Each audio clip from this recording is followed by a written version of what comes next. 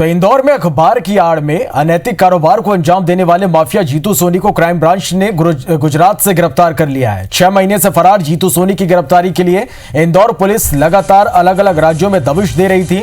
जीतू के खिलाफ अब तक करीब 56 एफआईआर दर्ज की गई है। पुलिस ने माफिया जीतू सोनी पर 1,60,000 रुपए का इनाम भी रखा था। जीतू की तलाश के लिए क्राइम ब्रांच की 12 से अधिक टीमें गुजरात में डेरा डाली हुई थी। डीआईजी हरिनारायण चारी मिश्र ने जीतू सोनी की गिरफ्तारी की पुष्टि की है। बता दें कि 4 दिन पहले ही जीतू सोनी के भाई महेंद्र सोनी को पुलिस ने गुजरात से ही गिरफ्तार किया था। जीतू सोनी को पुलिस सुबह इंदौर लेकर पहुंची और उसे क्राइम ब्रांच के दफ्तर में रखा गया है। हालांकि जिन गाड़ियों से जीतू सोनी की टीम इंदौर लेकर आई उनके कांच टूटे हुए हैं, लिहाजा आशंका जताई जा रही कि जीतू सोनी की गिरफ्तारी के दौरान पुलिस को संघर्ष भी करना पड़ा होगा। इंदौर पुलिस जल्द ही इस पूरे मामले का खुलासा करेगी।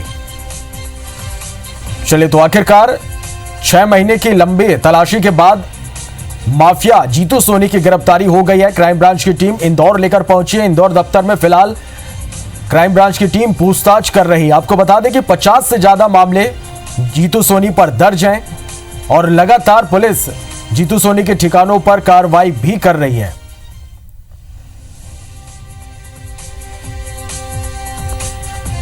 चलिए, तो अखबार और यूट्यूब की आड़ में, यूट्यूब चैनल की आड़ में माफिया राज चलाने वाले जीतू सोनी को आखिरकार पुलिस ने गिरफ्तार कर लिया है।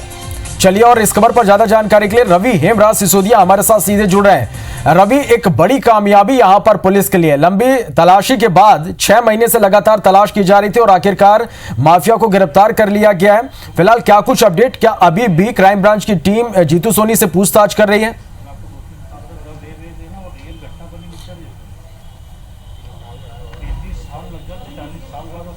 जी बिल्कुल, देखिए जीतू सोनी से लगातार अभी भी फिलहाल पूछताछ जारी है और चूंकि जिस तरीके से 4 दिन पहले महेंद्र सोनी को गुजरात से गिरफ्तार किया गया था और उसी समय तकरीबन 12 टीमें बनाई गई थी जो लगातार छापामार कार्रवाई कर रही थी और उसी में कई महत्वपूर्ण इनपुट जो थे महेंद्र सोनी की गिरफ्तारी के बाद जीतू सोनी के लिए मिले थे और उसमें एक बड़ी सफलता फिलहाल क्राइम ब्रांच पुलिस को मिली है। हालांकि इस पूरे मामले पर अभी आईजी और डीआईजी एक प्रेस वार्ता करने वाले हैं और इसके बारे में विस्तृत जानकारी देंगे। पिछले 6 महीने से अगर बात की जाए तो लगातार जो जीतू सोनी उस पर 1.25 लाख का इनाम भी घोषित था और पुलिस और क्राइम ब्रांच की टीम लगातार उसे सर्च कर रही थी। लेकिन अब जिस तरीके से फिलहाल भाई को गिरफ्तार किया गया महेंद्र सोनी को, उसके बाद जो महत्वपूर्ण इनपुट मिले उससे एक बड़ी सफलता जो है क्राइम ब्रांच पुलिस को मिली है। अब ऐसे में माना जा रहा है कि फिलहाल अभी क्राइम ब्रांच में रखा गया है और पूछताछ जारी है और आगे जो विस्तृत जानकारी है वो डीआईजी और आईजी प्रेस वार्ता के माध्यम से सामने पेश करेंगे। जी रवि, यदि जीतू सोनी के खिलाफ दर्ज मामलों की बात करें, 50 से ज्यादा मामले दर्ज हैं, कई चौंकाने वाले खुलासे भी लगातार कार्रवाई के दौरान हुए हैं। यदि मुख्य रूप से बड़े मामलों की बात करें और चौंकाने वाले खुलासों की बात करें तो कौन कौन से हैं? चाइना बॉर्डर पे जाना चाहिए ना।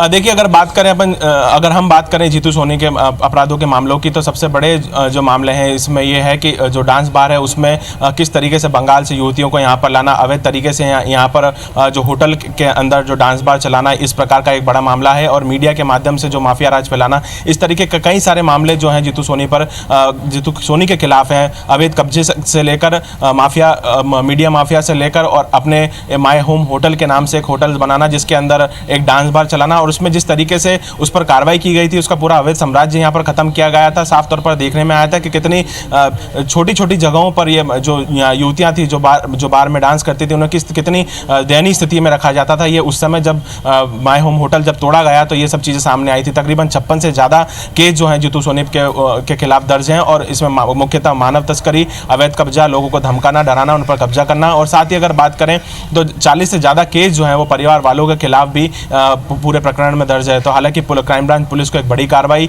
यहां पर मानी जा सकती है क्योंकि 12 टीमें लगातार पिछले 5 से 6 दिन से छापामार कार्रवाई कर रही थी और उसमें ही एक बड़ी सफलता महेंद्र सोनी जो उनका भाई है उसकी गिरफ्तारी के बाद जो महत्वपूर्ण इनपुट क्राइम ब्रांच पुलिस को मिले थे उससे ये माना जा रहा था कि अब जीतू सोनी भी फिलहाल पुलिस की गिरफ्त में जल्दी आ जाएगा और वही हुआ कि पुलिस ने गुजरात से जो इनपुट मिले थे उसके आधार पर जीतू सोनी को गिरफ्तार कर लिया है। फिलहाल क्राइम ब्रांच में रखा गया है और आगे आईजी डीआईजी जिस तरीके से आगे किस तरीके से कहाँ फरारी काटी है, किसने मदद की है और आगे किस तरीके से पुलिस अब इस पूरे मामले में कार्रवाई करने वाली है, ये जो है प्रेस वार्ता के माध्यम से पेश किया जाएगा। निश्चित रूप से 4 बजे प्रेस कॉन्फ्रेंस होगा और इसमें पूरी कार्रवाई को लेकर जानकारी दी जाएगी, साथ ही गिरफ्तारी को लेकर जानकारी दी जाएगी। यदि हम रवि बात करें तो पुलिस जिस तरह से ये कहा जा रहा है कि पुलिस रिमांड पर लेकर जीतू सोनी से पूछताछ करेगी, पुलिस की यदि हम बात करें और तो कौन कौन से ऐसे बड़े मुद्दे होंगे जिस पर सबसे पहले पुलिस पूछताछ करेगी और एक बड़ा खुलासा कर सकती है? वीडियो बनाओ ना। क्या हो रहा है? क्या हो गया? देखिए, सबसे बड़ी अगर हम बात करें तो सबसे इसमें मुख्य मामला जो है वो हनी ट्रैप का मामला है। हनी ट्रैप में के जिस तरीके से की फाइल पूरी सामने आई थी और उस तरीके से जितने वीडियो सामने आए थे उसके बाद ही जो ताबड़तोड़ कार्रवाई पुलिस ने की थी और जिसमें सारी चीज़ें सामने आई थी, जिसमें अवैध तरीके से जो डांस बार चल रहा था वो एक मुख्य चीज़ है। उसके बाद में जो मीडिया माफिया की अगर बात की जाए तो वो चीज़ें सामने आई थी और मुख्यतः कब्जे वाली बात सामने आई थी, मानव तस्करियों की बात सामने आई थी। और जब ये माय होम होटल तोड़ा गया था उस समय जब पुलिस ने यहाँ पर घुसकर यहाँ पर कार्रवाई की थी, तकरीबन 60 से ज्यादा युवतियों को काफी दयनीय स्थिति से यहाँ से निकाला गया था।